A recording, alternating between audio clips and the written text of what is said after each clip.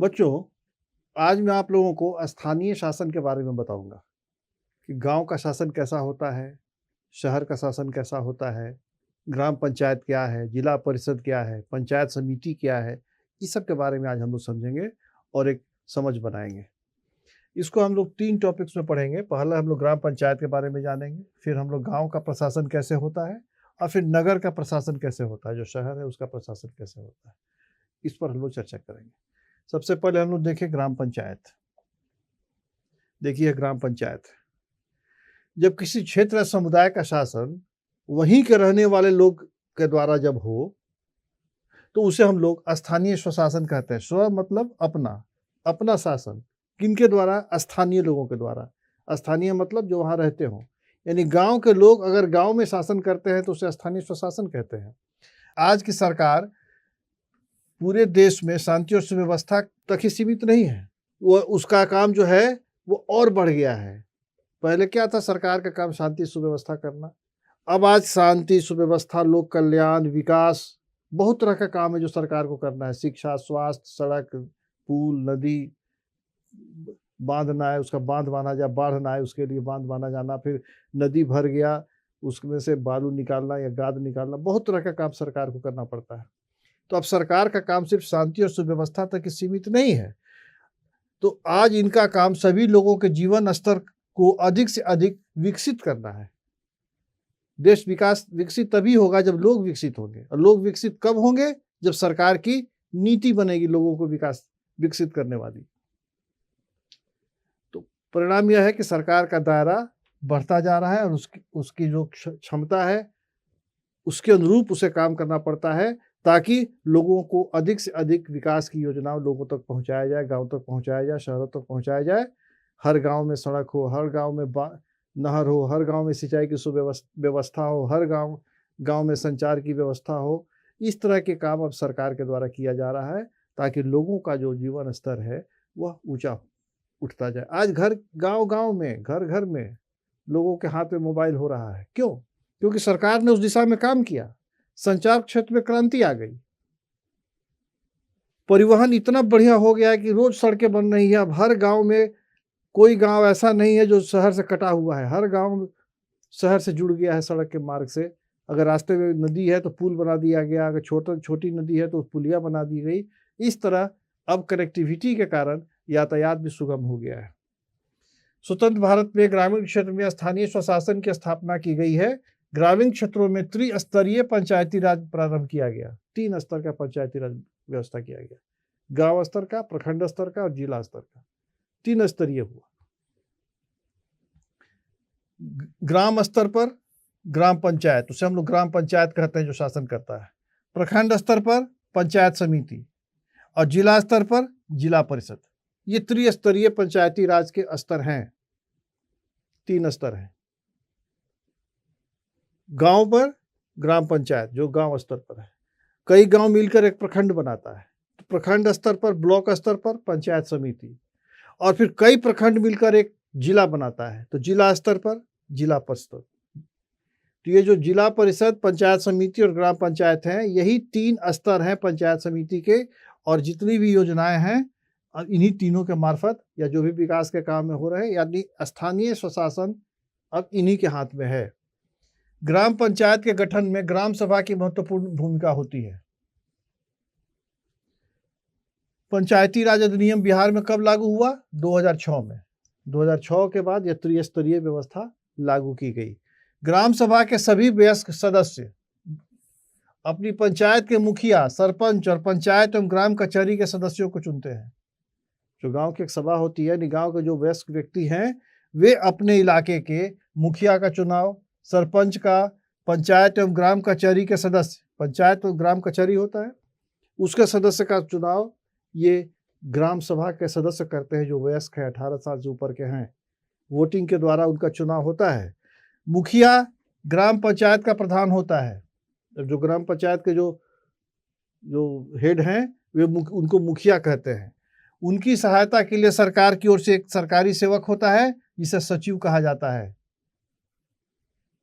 एक व्यक्ति होता है जिसे हम लोग सचिव कहेंगे, जो कि मुखिया के साथ काम करता है और वो बैठक का लेखा जोखा या फिर हिसाब का लेखा जोखा ये सचिव के जिम्मे रहता है। मुखिया की अनुपस्थिति में उप मुखिया उसका कार्य संपादित करता है। एक व्यक्ति होता है जिसे उप मुखिया कहते हैं, जो मुखिया अगर कहीं पर अनुपस्थित है तो वह काम करता है। अब देखिए वो क्या क्या काम करती है पंचायत, ग्राम पंचायत क्या क्या करती है। सड़क, नाली, स्कूल भवन, पानी का स्रोत, अन्य सार्वजनिक उपयोग के भवन, उसका निर्माण, रख रखाव, ये सब काम ग्राम पंचायत का है। यानी उस पंचायत के अधीन पड़ने वाले जितने भी सड़क, नाली, स्कूल भवन, पानी का स्रोत या सार्वजनिक उपयोग का जो भवन है उसका निर्माण, रख रखाव, जैसे अस्पताल हुआ, थाना हुआ, वगैरह वगैरह, ये सब का काम ग्राम पंचायत की निगरानी में होता है, ग्राम पंचायत के द्वारा किया जाता है। स्थानीय कर लगाना और इकट्ठा करना, गांव के लोगों को रोजगार देने संबंधी सरकारी योजनाओं और सरकार द्वारा घोषित अन्य विकास योजनाओं को लागू करना, ये सब ग्राम पंचायत के प्रमुख कार्य हैं। ग्राम पंचायत स्थानीय कर भी लगाता है। सरकार जो है रोजगार देने के लिए जो योजना चलाती है, जैसे मनरेगा वगैरह हुआ, जिससे कि लोगों को रोजगार प्राप्त हो, या फिर और जो विकास के कार्यक्रम जो सरकार के द्वारा, जैसे इंदिरा आवास हुआ, प्रधानमंत्री आवास हुआ, इस तरह का जो भी योजनाएं चलती हैं, या फिर अंत्योदय हो गया, या जो गरीब लोगों के लिए भोजन की व्यवस्था करना, या वृद्धावस्था पेंशन है, जो भी योजनाएं, विकास की योजनाएं या लोक कल्याणकारी योजनाएं हैं, या फिर नौकरी देने से संबंधित, रोजगार देने से संबंधित योजनाएं हैं, वो सभी को सुचारू रूप से कार्यान्वित करने का अगर कार्य कोई करता है तो ग्राम पंचायत करता है।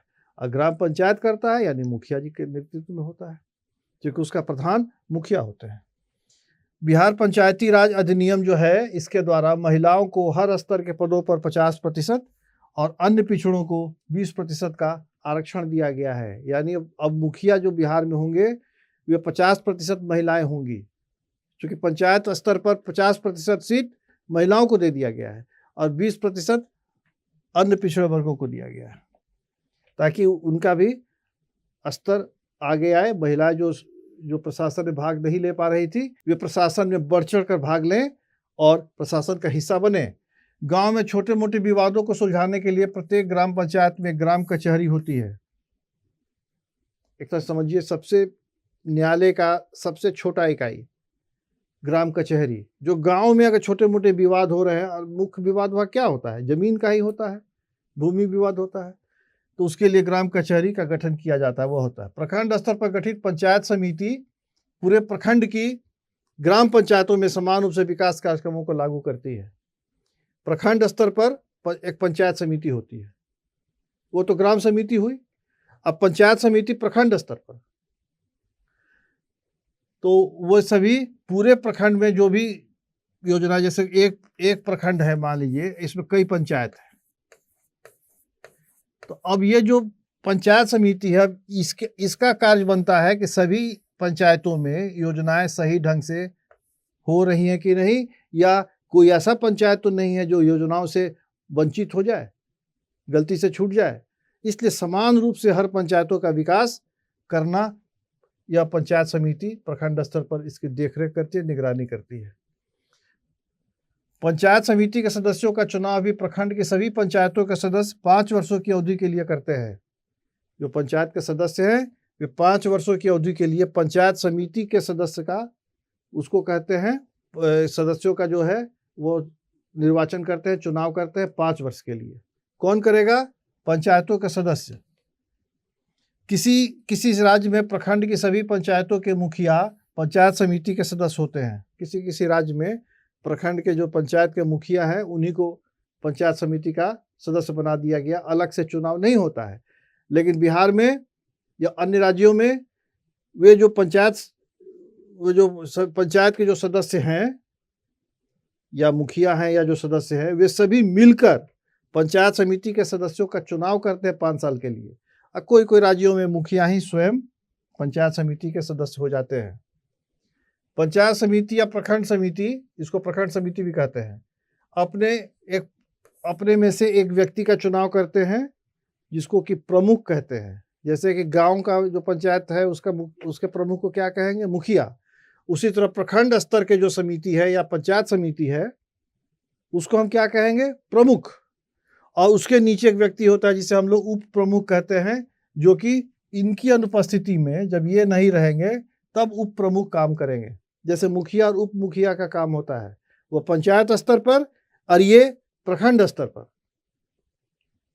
मुखिया और उप मुखिया पंचायत स्तर पर होते हैं, ये ग्राम स्तर पर समझिए, जो एक पंचायत होती है वो, और प्रखंड स्तर पर जो प्रखंड समिति होती है, पंचायत समिति होती है, उसके जो सबसे बड़े पदाधिकारी या कह सकते हैं निर्वाचित व्यक्ति होते हैं, उन्हें हम लोग प्रमुख कहते हैं, जो वे सदस्य अपने में से एक व्यक्ति का चुनाव कर लेते हैं। प्रखंड समिति के जिन सदस्यों का चुनाव पंचायत के सदस्य लोग करते हैं 5 वर्षों के लिए, वे अपने में से एक व्यक्ति का चुनाव करते हैं, जिसे हम लोग प्रमुख और दूसरे को उप प्रमुख कहते हैं। प्रखंड विकास पदाधिकारी जो होता है वह पंचायत समिति का मुख्य कार्यपालक पदाधिकारी होता है या सरकार का आदमी है। प्रखंड विकास पदाधिकारी, आजकल इनको ग्रामीण विकास पदाधिकारी भी कहते हैं। बिहार में इन्हें ग्रामीण विकास पदाधिकारी कहते हैं, पहले प्रखंड विकास पदाधिकारी कहा जाता था। सभी सुविधाएं लाभ ये प्रखंड विकास पदाधिकारी कह लेते हैं, लेकिन पद इनका आरईओ कहलाता है, आरडीओ, रूरल डेवलपमेंट ऑफिसर। तो ये लोग हर ब्लॉक में जो पंचायत समिति होती है, जो प्रखंड समिति होती है, उसके चीफ एग्जीक्यूटिव अफसर, मुख्य कार्यपालक पदाधिकारी यही होते हैं। पंचायत क्षेत्र में रहने वाले सभी व्यस्त व्यक्ति जब एक जगह इकट्ठा होते हैं तो उसको आम सभा कहा जाता है। उस पंचायत में जब सब लोग एक जगह इकट्ठा हो गए तो उसको आम सभा कहा गया, और उन्हीं लोगों में से जो वयस्क हैं वे चुनाव करते हैं। गांव, टोले या मोहल्लों में बहुत चीज़ें सबके उपयोग के लिए होती हैं, उसे सार्वजनिक कहते हैं।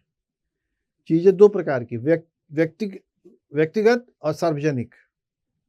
अगर मेरे घर के अंदर एक कुआं है तो वह व्यक्तिगत हो गया, उस पर सिर्फ मेरा हक है। लेकिन वही कुआं अगर सड़क पर है, चापाकल अगर सड़क पर है, तो सार्वजनिक हो गया, क्योंकि उसका उपयोग सब कोई कर सकता है, बिना भेदभाव का, बिना छुआछूत का, बिना जाति धर्म का, सबके लिए वह है। तो जो सामान सबके लिए सुलभ हो उसे सार्वजनिक कहते हैं। सरकार द्वारा नियुक्त पंचायत का जो सचिव होता है, अभी हमने बताया था कि एक पंचायत में एक सचिव होता है, वह ग्राम सभा एवं ग्राम पंचायत की बैठक बुलाता है, चर्चा में उठे बिंदुओं को रजिस्टर पर अंकित करता है और उसका रिकॉर्ड रखता है। यह जो पंचायत सचिव है, यही ग्राम सभा की बैठक बुलाएगा और पंचायत समिति की बैठक बुलाएगा। कब बुलाना है, कैसे बुलाना है, इसका यह तय करता है। और उसके बाद बैठक में क्या क्या बिंदुओं पर चर्चा हुई उसको वह रजिस्टर पर लिखता है और एक रिकॉर्ड के रूप में रखता है कि अमुक बैठक में यह निर्णय लिया गया। ग्राम पंचायत की बैठक में विकास के काम पर चर्चा होती है, समस्याएं सुलझाई जाती हैं और किस तरह कानून और व्यवस्था को बनाए रखा जाए इसके बारे में निर्णय लिया जाता है। यानी स्थानीय स्तर पर, प्रखंड स्तर पर जितना भी निर्णय शासन करने के लिए होता है यह वही लिया जाता है। कृषि, सिंचाई, पशुपालन, मछली पालन को बढ़ावा देना, इंदिरा आवास, पेयजल, सड़क, घाट, बिजली की व्यवस्था करना, मेला बाजार का प्रबंध करना, स्वास्थ्य सेवा, विकलांग कल्याण सेवा, सहकारिता, कृषि भंडारण, ये जितने भी काम है ये ग्राम पंचायत द्वारा किया जाता है। यानी इतना अधिकार इसको दे दिया गया कि अब जिला में बैठे पदाधिकारी को अब यह नहीं सोचना है कि उस ग्राम पंचायत का या उस प्रखंड में काम कैसे होगा, वो डिसेंट्रलाइज कर दिया गया।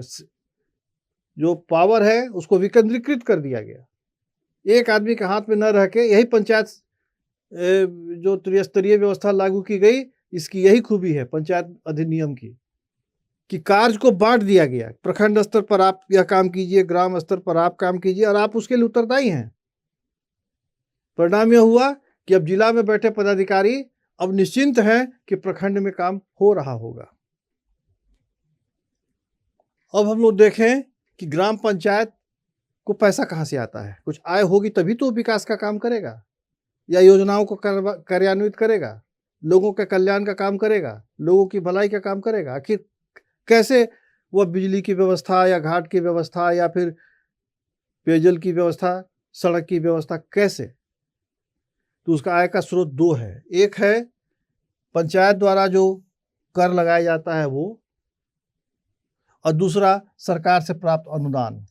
सरकार अनुदान देती है कि यह लीजिए और आप गरीब लोगों का मकान बनवाइए, इस योजना के तहत इनको काम दीजिए, इस योजना के तहत उन्हें अन्न दीजिए, इस योजना के तहत वृद्धों को पेंशन दीजिए, इस योजना के तहत अलग अलग योजनाएं हैं, लोक कल्याणकारी योजनाएं, और वो अनुदान हर प्रखंड को मिलता है। अब प्रखंड उसको पंचायत को देता है और इस प्रकार योजनाओं का कार्यान्वयन होता है और लोगों का भला होता है।